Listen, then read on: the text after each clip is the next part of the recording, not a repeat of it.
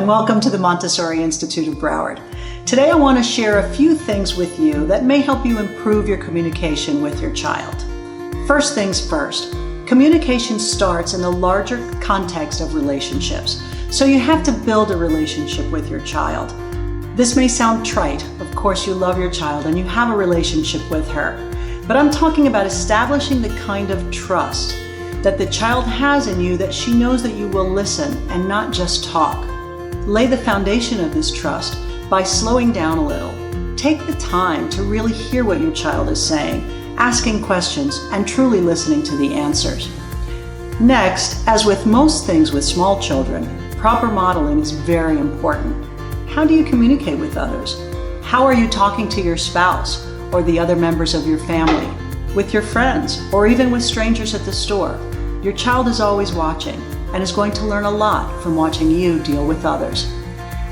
Next, we want you to try to become aware of how often you use the word no, and trying to limit the word no to the times that you really need it. Yes, of course, there are times that the word needs to be said, but try to guide your directions towards what you want the child to do rather than what you don't. For example, instead of saying no running, we say, we use our walking feet in the classroom. Instead of saying no more TV, you might say, why don't we try to find something nice to do outside, or let's play a board game. Don't leave your toys lying around might become, why don't we spend some time this weekend organizing the shelves to make it easier for you to put your things away? And you always want to allow them to have some input as well, where appropriate. That brings me to my next point. You need to show the child how it's done. Fewer words and more actions. And also be sure that the child understands the directions. We often say, do such and such, without stopping to think whether the child even understands the word. For example, I saw a parent the other day, a family riding bicycles, and the mother was yelling at the child, go straight, go straight. And I thought, I don't think that child understands what that means.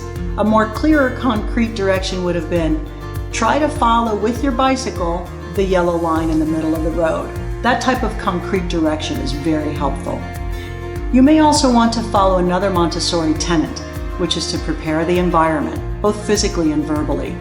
If we want the child to help with a household activity, we can lay everything out first, for example, and explain step by step what we'll be doing before we embark on it. We also want to separate the words from the actions, so that the child is watching the action being done rather than watching my face as I describe it.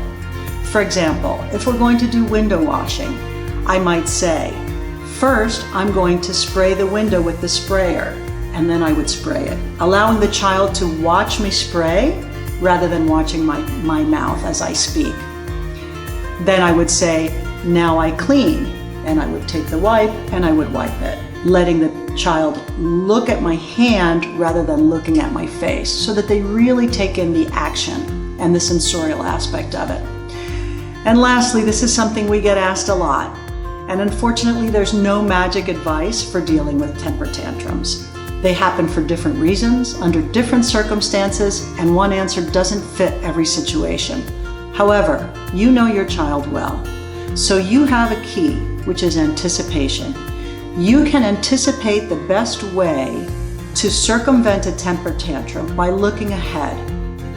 What might trigger my child, say, if we're going to cook together? Look ahead and prepare the environment again, setting out all the information as well as the objects in advance.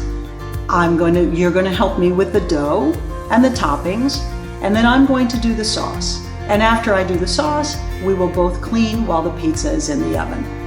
You might also want to look ahead to things that are typical triggers, such as trips to the park or trips to the grocery store. Give some concrete direction about when it's going to be time to leave the park, when the second hand on my watch touches this number, or when you're going to the store, the grocery store. You will help me buy the produce. You will help me pick the apples. You may have an apple or you may have a pear, something very concrete that the child will go in already knowing ahead of time. So, of course, communication is a skill that develops with practice for all of us, and I hope you found these tips useful. Please subscribe for more videos, and I'd love to show you the campus. Just give us a call. Thank you.